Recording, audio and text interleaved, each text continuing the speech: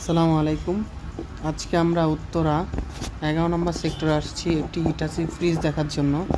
তো কাস্টমার আমাদেরকে ফোন দিয়ে জানিয়েছে ওনার ফ্রিজের ডোরে প্রবলেম। তো এসে দেখলাম এটা 4 ডোরের হিটাচি ফ্রিজ। তো এটার ভিতরে যেই হিটার থাকে মাঝখানে, ডোরের মাঝখানে যে হিটার থাকে, দুইটা ডোর এসে একসাথে জয়েন হয়, ওইখানে ফেটে গেছে। তো এটা মূলত ওনার বাচ্চা এরকম করছে।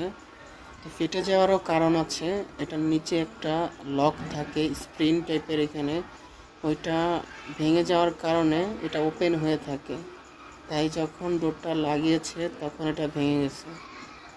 তো এটি আর রিপেয়ার করা ওইভাবে যাবে না। এই যে এরকম একটি লক থাকে, এরকম স্প্রিং লাগাতে হবে ওই জায়গাতে। তো এরকম স্প্রিং ব্যবস্থা করে আমরা দিব, এবং এটার উপরের যে অংশটা ফেটে গেছে ওইটার মধ্যেও লকের কাজ করে, ওইটা